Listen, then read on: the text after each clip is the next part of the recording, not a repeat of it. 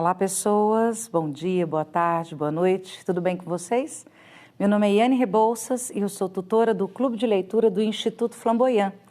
E nós estamos aqui para compartilhar um pouco com vocês da leitura que nós fazemos ao longo do ano no nosso clube. Se você ainda não viu os outros vídeos, dá um tempinho aqui, corre lá e vai ver o nosso projeto lindo, que envolve um trabalho interpessoal muito bacana, com vários projetos que são desenvolvidos no Instituto Flamboyant, nesse ano, sob um projeto guarda-chuva intitulado Tudo Começa em Casa.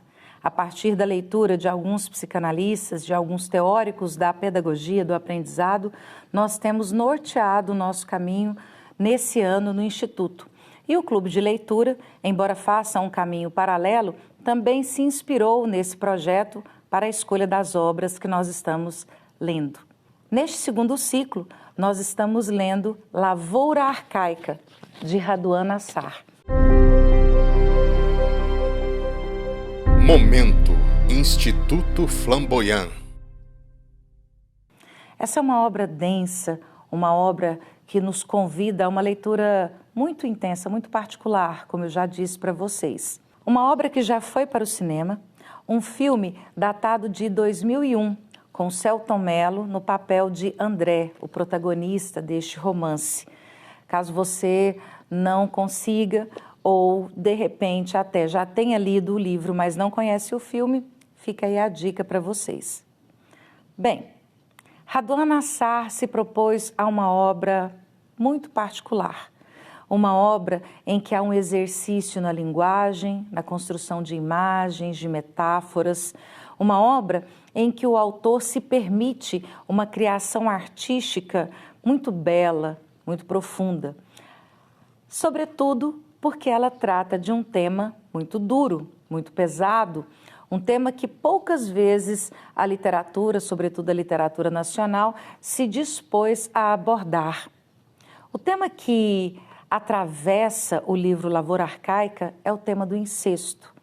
Nós estamos diante de um protagonista que comete o crime de se apaixonar pela irmã. Mas não é uma obra simples e não se trata de um apaixonamento qualquer. Trata-se de um personagem que se vê submetido a duas forças tão contraditórias quanto intensas. Uma força representada pelo pai, que é a força da sobriedade, da razão, a força que rege o comportamento daqueles que lidam na lavoura, um comportamento de quem observa o passar do tempo e aprende com ele, o comportamento da paciência, da racionalidade, da severidade diante das paixões, das pulsões, dos instintos. Uma força apolínea que, inclusive, reverbera em seus filhos, levando a eles uma rotina de rigor, uma rotina de austeridade. Do outro lado, temos a mãe, uma mulher intensamente amorosa, carinhosa, que se dedica de uma forma intensa a tocar, a abraçar seus filhos, ou pelo menos o protagonista, o André. Parece algo absolutamente normal, um pai severo, uma mãe carinhosa. Mas essa família está inserida no meio de uma fazenda, está distante do ambiente urbano, tem pouco contato com outras pessoas e estes personagens, então, ganham uma intensidade nestes perfis.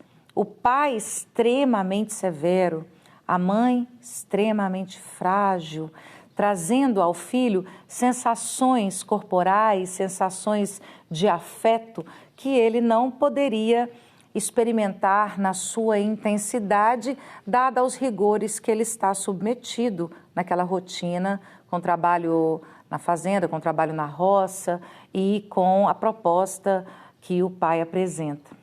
Bem, essa mistura é explosiva. André se afeiçoa à figura materna. Isso é simbolicamente representado no romance pela disposição dos filhos na mesa. O pai senta-se ao centro, à sua direita fica o filho mais velho, Pedro, e 3 irmãs que vêm em seguida. À esquerda do pai fica a mãe, depois André, Ana e Lula. É justamente nesse tronco à esquerda, e aí a gente pode levantar mil interpretações desse simbolismo, que reside a doença, que reside o problema. Sobretudo no protagonista, que vai se perdendo nas suas elucubrações. É um romance palavroso, né? Ele é um romance cheio de um fluxo de consciência intenso, embora os capítulos sejam curtos, às vezes apenas com 1, 2, 3 parágrafos.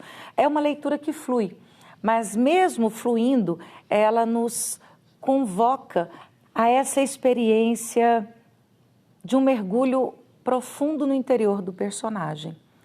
Raduan Nassar conseguiu nos trazer esse grande feito, o feito de nos colocar diante de um rio que corre, que flui, mas ao mesmo tempo que tem águas densas, profundas, águas escuras até, e que nos assusta em um dado momento.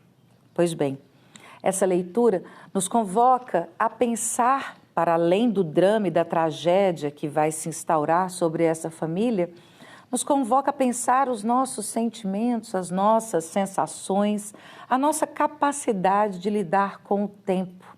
O tempo é tão marcante nessa obra que parece até um personagem, porque um tema constante nos sermões que o pai profere à mesa de jantar, é um tema constante nas reflexões que o André faz, o tempo. O tempo que muitas vezes é nosso amigo, já que nos leva a um processo de amadurecimento, de reflexão, de superação, mas que, por outro lado, pode ser perverso quando ele permite que determinadas plantas ou ervas daninhas que não deveriam crescer, acabam crescendo também ao longo do tempo. Eu separei um trecho do capítulo 26 para compartilhar com vocês hoje. Meu pai sempre dizia que o sofrimento melhora o homem, desenvolvendo seu espírito e aprimorando sua sensibilidade. Ele dava a entender que quanto maior fosse a dor, tanto ainda o sofrimento cumpria sua função mais nobre. Ele parecia acreditar que a resistência de um homem era inesgotável. Do meu lado, aprendi bem cedo que é difícil determinar onde acaba nossa resistência. E também, muito cedo, aprendi a ver nela o traço mais forte do homem. Mas eu achava que se da corda de um alaúde, esticada até o limite, se podia tirar uma nota afinadíssima, supondo-se que não fosse mais que um arranhado melancólico e estridente, ninguém, contudo, conseguiria extrair nota alguma se a mesma fosse distendida até o rompimento. Era isso pelo menos o que eu pensava até a noite do meu retorno, sem jamais ter suspeitado antes que, se pudesse, de uma corda partida, arrancar ainda uma nota diferente, o que só vinha confirmar a possível crença de meu pai de que um homem, mesmo quebrado, não perdeu ainda sua resistência, embora nada provasse que continuava ganhando em sensibilidade. Vejam como o capítulo é curto. Essa leitura que eu fiz para vocês é de todo o capítulo 26. E vejam como há uma provocação à reflexão. Qual é o limite em que o sofrimento pode causar amadurecimento e a partir de que momento esse mesmo sofrimento pode provocar uma grande destruição, a dilaceração completa do sujeito, do ser humano. Em Lavoura Arcaica, o que vemos é essa dilaceração. Esses mundos tão antagônicos vão provocar uma ruptura profunda no seio dessa família. Nós podemos, sobretudo por meio da literatura, percorrer um caminho diferente, experimentar vivências alheias para amadurecermos a nossa própria vivência. Te convido à leitura de Lavoura Arcaica e te convido a ficar conosco aqui no canal do Instituto Flamboyant.